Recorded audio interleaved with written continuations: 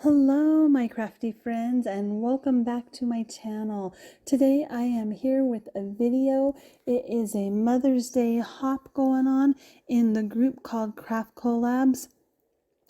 That all the information on how you can find the hop or the other participants in the hop will be in the description box below. I believe there should be a link to the next participant. What we were to do was make Mother's Day cards and try and use up our patterned paper. We were not given any supplies for this hop so that we could use supplies in our stash and use them up. I do believe that Jamie from Miss Scrappin' Stampers here on YouTube is going to be providing some prize packages. So if you will please go over and check on her channel. If you don't know Jamie, that is a fabulous channel and you are missing out. So the description for that will be in the box below, and I will leave more information, words are going to be hard for me this morning, on that in that box below. So here we are. You can see that I made this Mother's Day card with patterned paper that I made myself from my gel press, and the great big background stamp and Happy Mother's Day stamp from Technique Junkies. Here I am showing you a card that you could easily turn into a Mother's Day card using traditional Lawn Fawn plaid pattern paper. That information will be in the box below, so don't forget to check that out. There's always lots of good information in there. And this is, again, I used a stamp, which is the bird stamp from Technique Junkies, and you will be seeing that on the card that I created. And here we are. I'm talking about the pattern paper, and if you can see that shimmer up at the top, that's what I'm trying to show you there.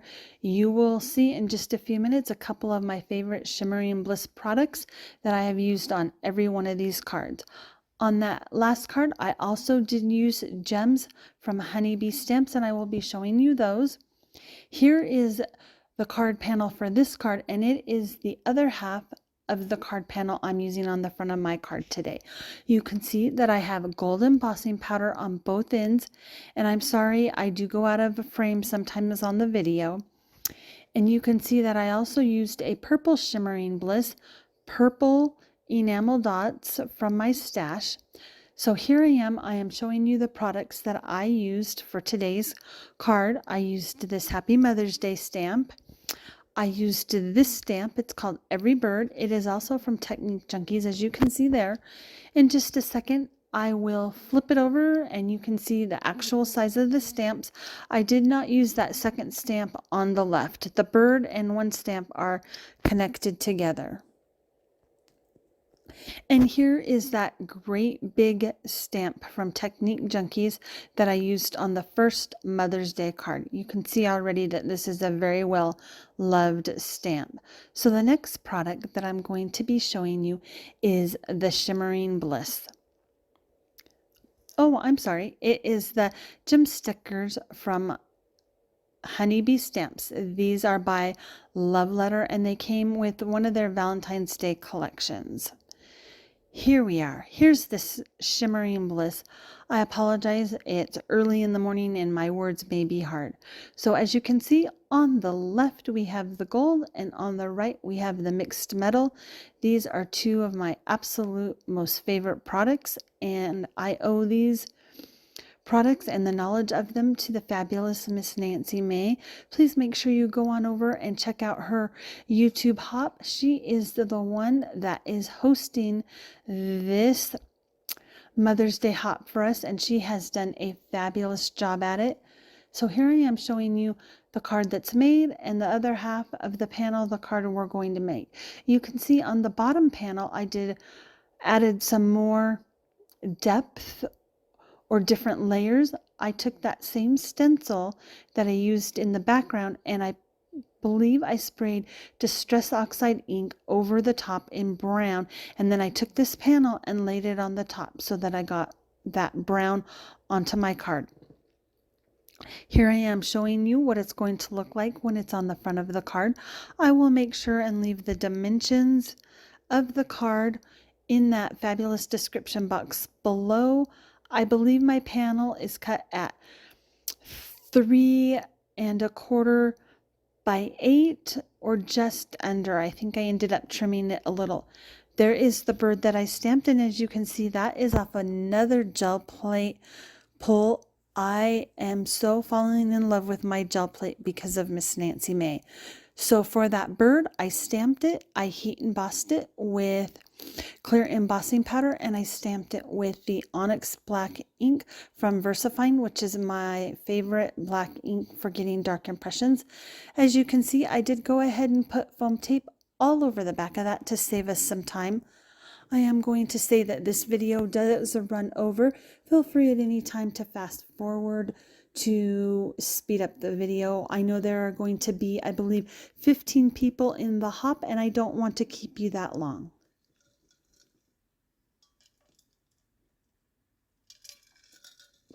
Excuse me while I took a drink. I have a bit of a dry throat this morning. So here we are. I am going to show you how I did the stamping of the Mother's Day.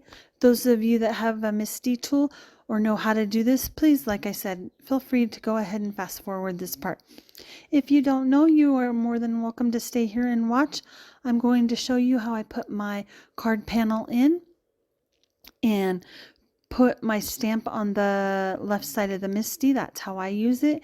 And I'm showing you where it falls. I decided that for this particular card, I wanted my image or stamped image down a little bit lower.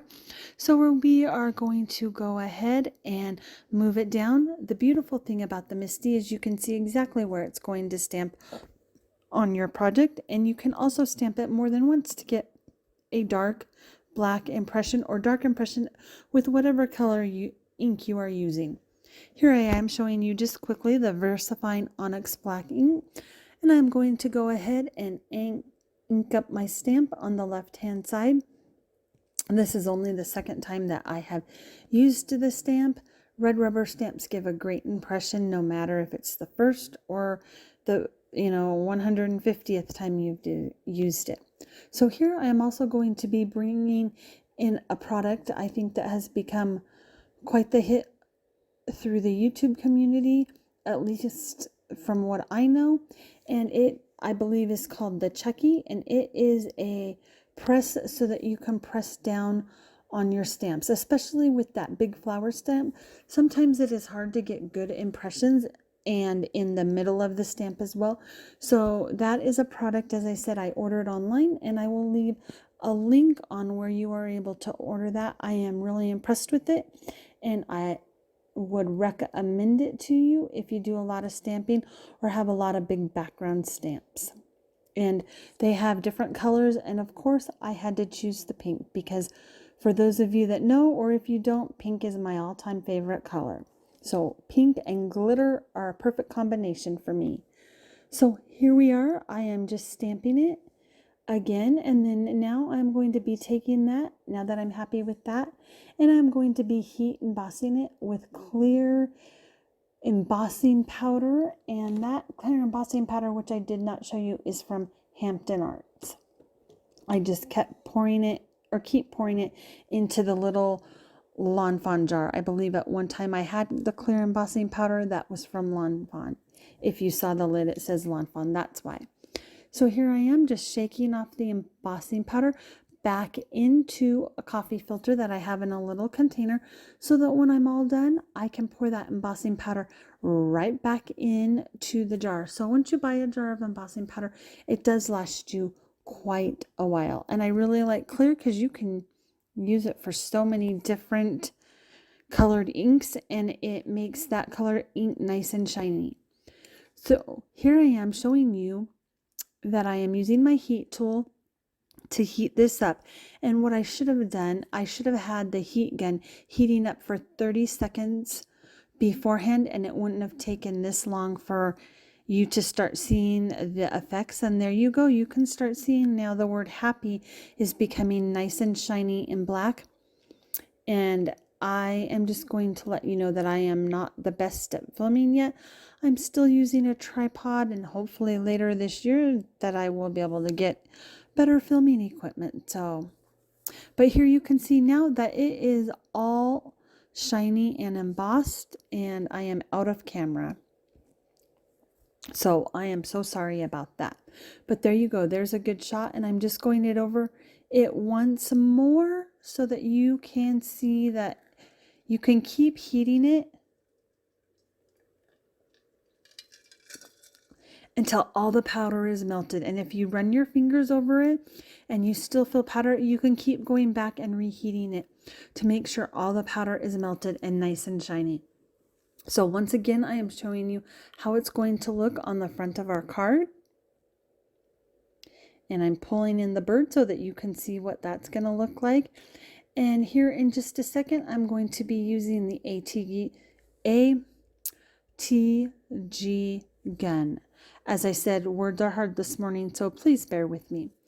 And I am putting lots of tape all over the back of that because that panel is warped from all the heat embossing, from the paint, from all the products that I have put on that. So you want to make sure that you put a good amount of tape, whether that's ATG gun or liquid glue that you're using or double-sided tape. You want to put a really good amount so that that will stick down.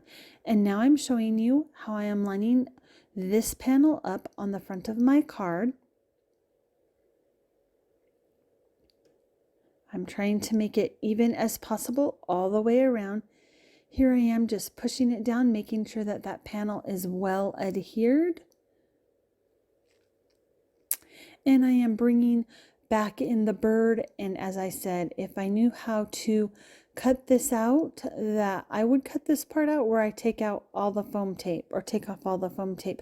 But I did bring back in the other cards for you to look at. And so, as I said, I will go ahead and talk about the Chucky. You can see that that big background stamp would be really hard to press really down in your Misty. So that tool works really well with that.